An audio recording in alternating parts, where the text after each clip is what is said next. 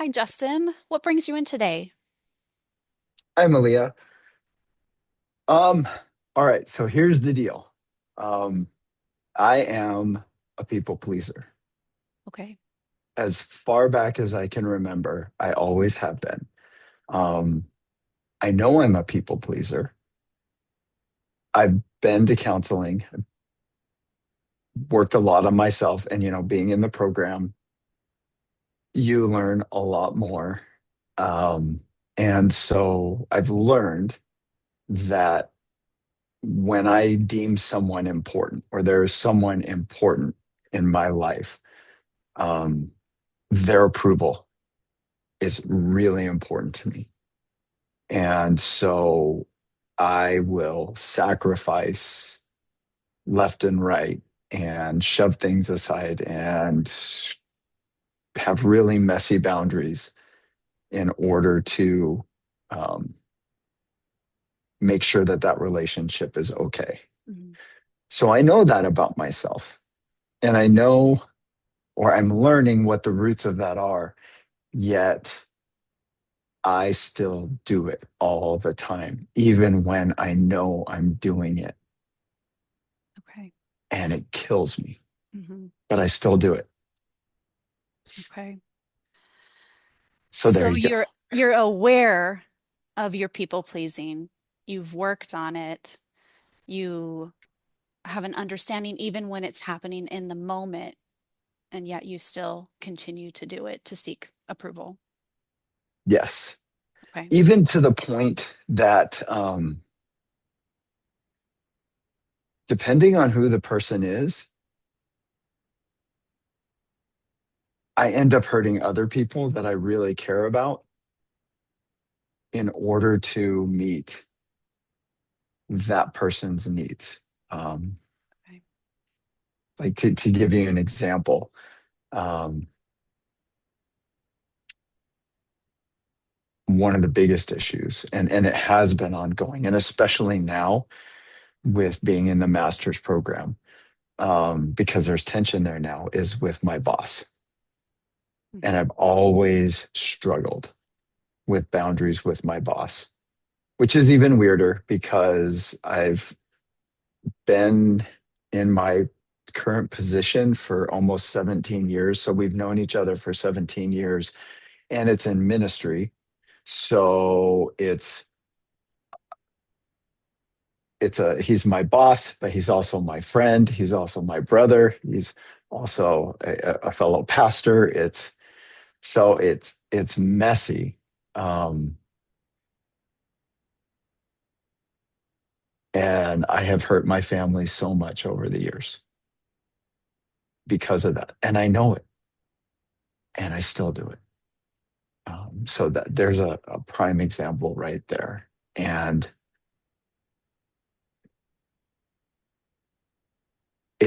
I'm very, very aware of it now. In the past, I think I could just brush it off and put it to the side or try and justify it. Right. But now, especially being in school, it's blatantly obvious and it's staring me in the face. Okay. So you feel conflicted about this relationship you've had with your boss that's so multidimensional, but um, you're still hurting your family, um, trying to please your boss, and I can tell you feel sad about it. Yeah, 100%. Um,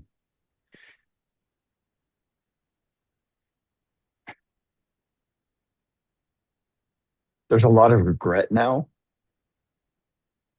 because I'm also in a weird stage of life. Um, I have a daughter who's getting married August 1st.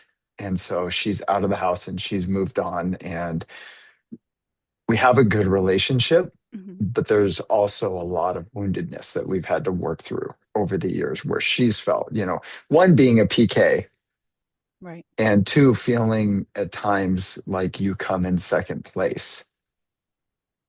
And now I'm looking at her getting married. and the guy is great, amazing guy. It's an awesome situation, but knowing that there's a lot that I missed and there's a lot that I did, and coming to terms with that and working through that. So I have that relationship. And then I have my son who is a sophomore in college. So he's gone now, Hmm. and looking at that. And we've had a lot of discussions lately that have come up where he's felt invisible or second, come in second place because of things and whatnot. Um, so different place there. And then I still have my daughter, my youngest, who's going to be 16 in 2 days, Okay. and really trying to work on things, but still seeing myself fall into the same traps. So there's regret, there's confusion, there's frustration, and yet all of that isn't strong enough to keep me from doing it. Does that make sense? But It does. It does. You feel regret. You feel a loss of time, um, maybe a loss of a bit of relationship that you missed out on with your, especially your two older kids. Um, and I'm wondering what impact has that had on you? it's had a huge impact on me. Um, I love my family, and looking at big picture, I have,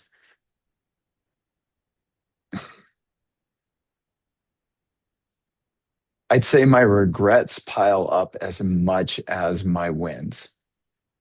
If I don't know how else I would put that. Like, my good memories are about 50-50 with my regrets. And I wish it wasn't that way. I wish I could say I had like an 80% like feel good and a 20% regret, right? Because nobody's Right. perfect. But Sure.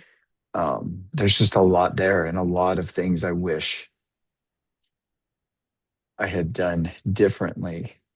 And even knowing that, I'm still in this place where my boss will walk in here and we'll be having a conversation, and I'll find myself agreeing with him when I absolutely don't agree with him, but don't want to deal with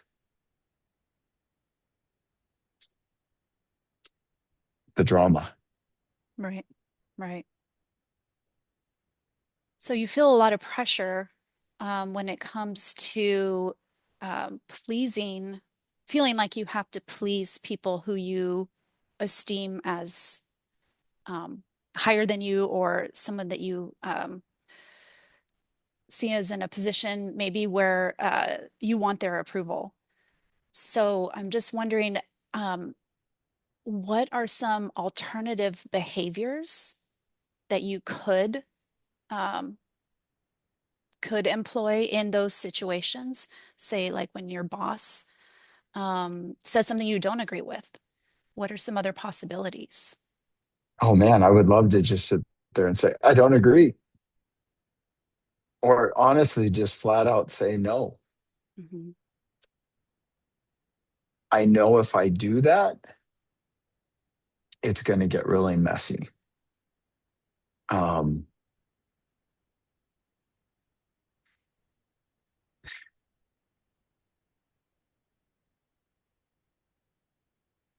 and not that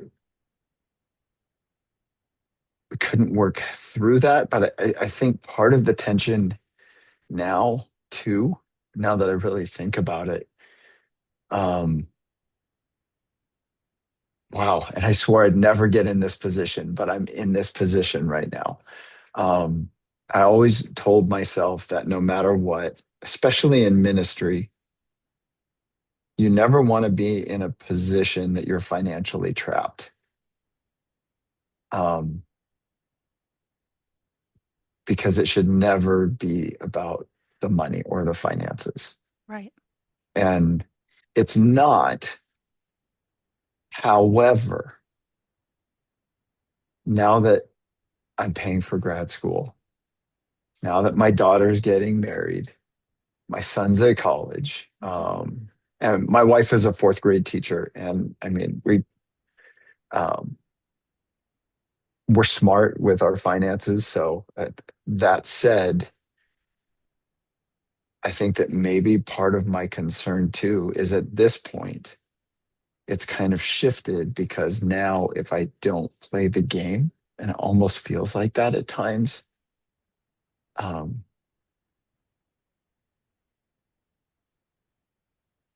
I would lose that source of income. Hmm. Um, Not that God wouldn't provide, but that's scary when there's all these other things that are going on. And I don't even know if that's a reality, but that's a fear, I think. Hmm. Yeah, no, it's a, not I think, I know it's a fear Hmm. that I have, especially now because I'm in transition. I am only going to be in this role, in this space, um, for another year ish Hmm. until we Hmm. start our practicum or our internship. I don't know. Um, and I could very easily see him saying, I think we need to make it happen now, which would put my family and I in a very tough place. Hmm. So I think that's part, I know that's part of the tension now as well. That wasn't a part before. But I don't know that that would make that's made a huge difference. So you feel fear that because if you were to express disagreement or a boundary with your boss, that it could go south and that could put your family in jeopardy. Um, Yeah, yeah. Um, how, how would you like to handle your relationship with your boss, ideally? Like, what would that look like? I'd love to have the guts to sit down and have this conversation with him. Honestly, if I could, I'll just pull you in, put you third person, you can be the mediator. And then, no, I honestly, that this is the conversation I would love to have with him. Say, look, here's where I'm at. Here's where I'm struggling. Here's where things are going. And I wish I had that kind of a relationship with him. Mhm. Um, but he's the kind of person, he plays his cards very close to his chest. He gets very defensive very easily, and he's used to being in control. Um, Typical organizational leader type, you Sure. know. Um, and so I don't know how he would respond, which also makes me sad because it tells me that I'm not as close to him, um, as we should be after 17 years, you know. You feel sad that there's a lack of safety in that relationship and Oh, trust. 100%. Yeah, 100%. Mm. Um,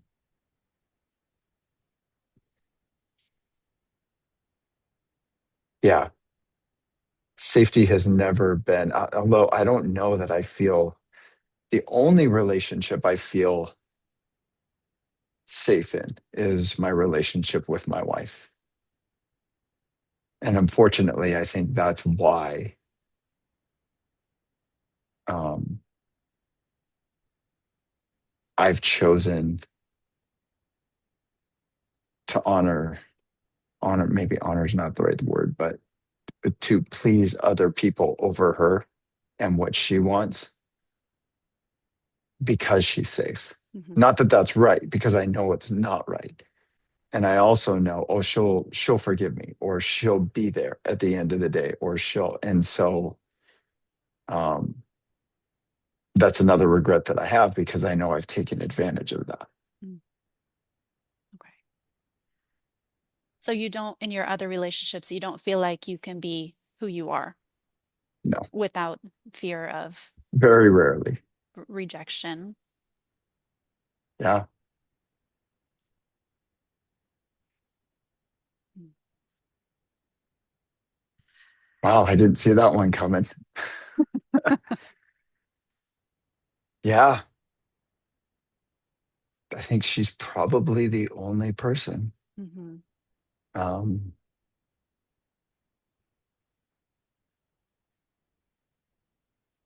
well, I have two good friends that know, Mhm. um, and I can be real with them. So I have a small pocket, but it's very small. Mhm. And I think part of it is in the position that I'm at, right? Because as a pastor, people have a certain view of you, and you're supposed to be a certain way and act a certain way, and Sure.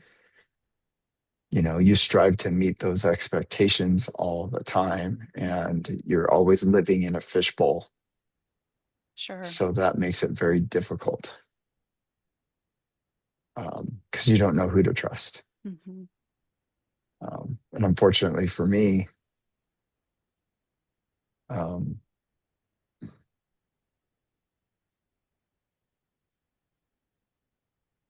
I spend too much time trying to make sure everything's okay instead of checking the authenticity of the relationship. Sure. So it sounds like you're putting the other people and their sense of being okay in the relationship over whether you feel safe in the relationship. Yeah, because I think my safety comes from, or at least I tell myself my safety comes from that relationship being okay. Hmm. So as long as they're good, I'm good, Right. even though I may be stepping over a boundary or compromising in some way. And wow, that sounds really bad. I mean, nothing immoral or anything, but you know what I Sure. mean. Like, Sure. um, yeah, just yeah, I'm totally willing to um,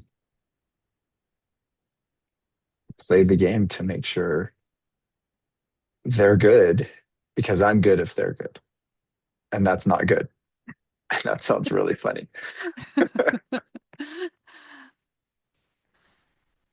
So, um, as we're talking, and you're sharing about these boundaries issues and people pleasing and also loss of um, regrets in your relationship with your kids and your wife, but also feeling the stress of having to continue providing, and not wanting to cross your boss. What do you think is the most pressing issue you would like to deal with and work through in counseling? Well, as I listen to you say that and rehash that, um, I'm scared to be me around other people. Hmm. Okay. And I think that's what it boils down to. And I would love to be me and not give a rip,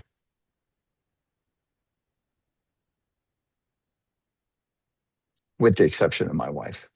Sure. Sure. Um, honestly, that's like, Mhm. um, yeah, wow. Yeah, I didn't see that one coming either. Yeah. Okay. Okay. Would it be helpful to figure out what being you means? See, and that's the weird thing because I feel like I know who I am. Um, and I know what I want. Um,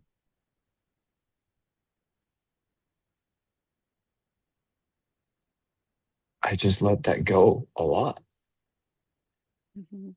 when it comes to, so I would love to live into that deeper. I guess I would love to be able to, I think ultimately I would love to be able to take the risks, Mhm. which is funny because I will take risks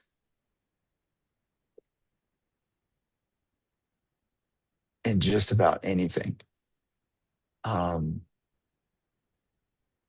Whether it's hobbies or activities or whatever else, but not when it comes to people.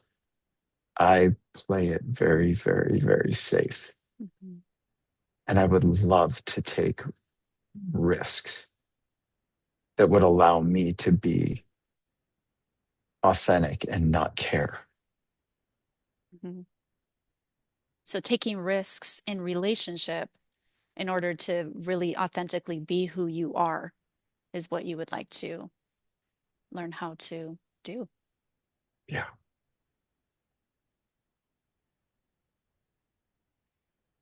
That's a good goal. It's a scary goal. Yeah. And it ticks me off because I feel like I should already be there, especially at my age, it would, which gets even more frustrating. Which is where the regret comes in. Hmm. Very much. Yeah.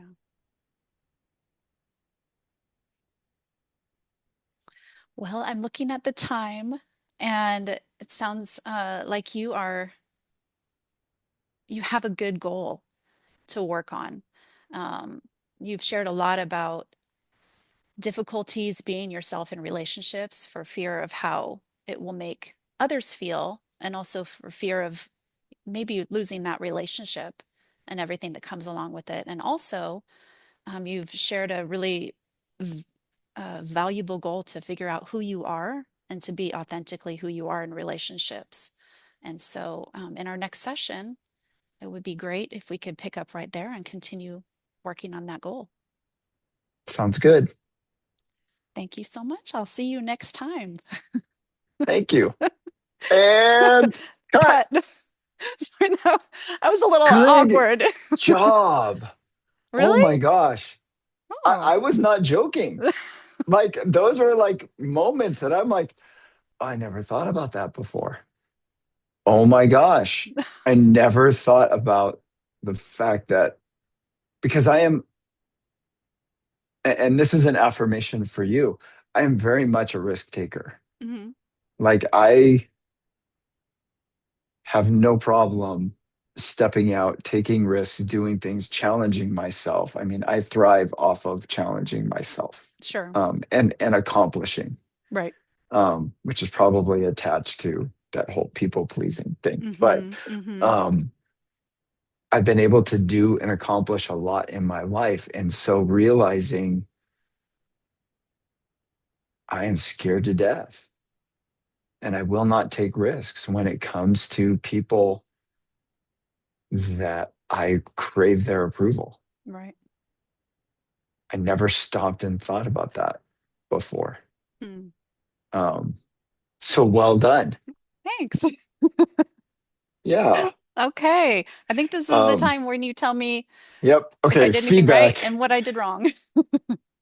which I wish I had pulled this up before. I'm opening up the. I already know I asked you questions in some cases when I probably shouldn't have. Because we're supposed to, ask some effective questions, Mhm. but I think I asked questions that weren't effective questions. And I don't think we're supposed to do that, but I'll put that in my verbatim. Um, I'm trying to remember. I know that the level two questions are more what or how Yeah. questions, Mm-hmm. like, and more along the lines of still trying to pull more information out. And I think you might have gone to like a level three or a level four question when you They're asked, only level three, but that's only okay, because I saw that we're getting into stage three. So I was like, uh-huh. let's just use that one. Yeah, because you asked me, well, what would it look like if you did this Yeah. and this? And I went, Oh, that's good. But honestly, okay, I know that technically we're not supposed to go there, um, but that was a great question for me because I've never stopped and thought about genuinely just vomiting how I feel and everything else to my boss and just putting that out there. Mm, And so that question brought that up for me. So hmm. um even if it was inappropriate, it was still effective. It seemed like that So was um the best thing to say at that time. So I don't know. We'll see. okay. So I'm scrolling down. Oh, where is it?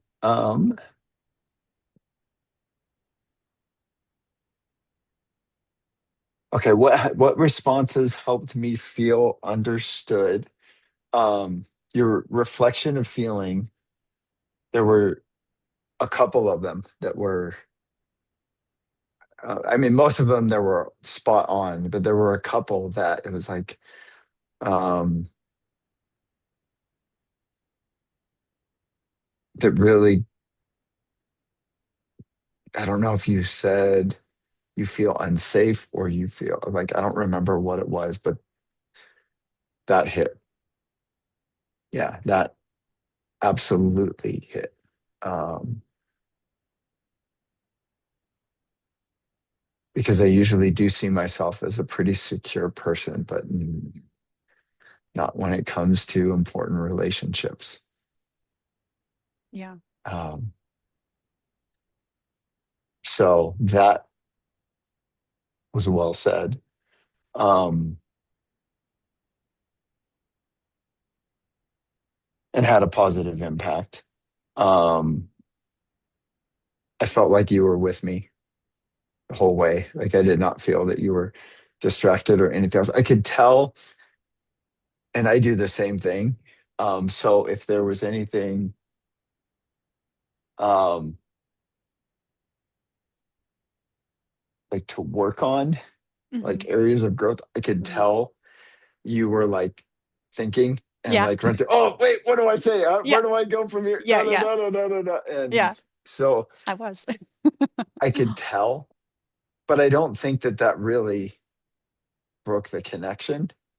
It's just something to work on. Yeah.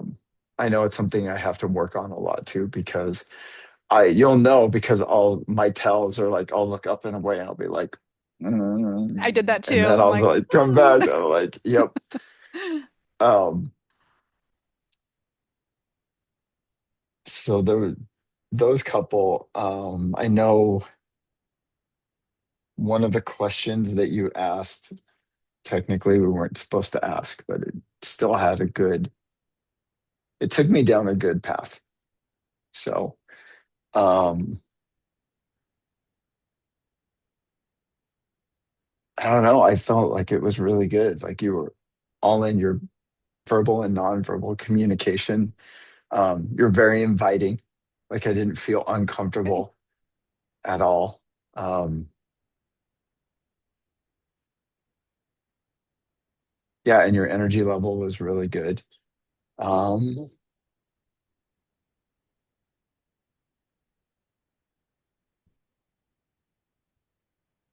I thought it was interesting, and I don't know if this is right or wrong. So this is more of an observation. Um, you actually had me figure out what the focus was. And I love that instead of you telling me, Hmm. so this is the issue and this is what you want to work on. You've flipped it and you were like, you summarized things and you said, so what do you want to work on? Hmm. And I love that because um, it took the pressure off of you. Hmm. I'm like, ooh, that's good. I need to remember that. instead of like racking my brain trying to figure it out and go, okay, am I going to get this right or am I going to miss it or am I going to? So I loved that. And like I said, I don't know if that's right or wrong, but it was effective because it made me think through. And that's when risk came up. Hmm. Yeah. So well done. Okay. Um, I have no idea what I'm doing. I'm just kind yeah. of trying to do what she's Well, telling us what to we've do. been doing this for 6 weeks and I we're learning a know. We're just foreign language. yeah. So Yeah. yeah, that's what I got. Okay. Well, thank you. Yeah. So Okay, I'm gonna I'll stop the recording and then we can get out and I'll make sure it saves and then we can hop back in. Does okay. that You sound don't good? need to. Huh? We can just stay on. We could stay on? Uh-huh. Okay. Yep. We can stay on. So if you stop the recording, Okay.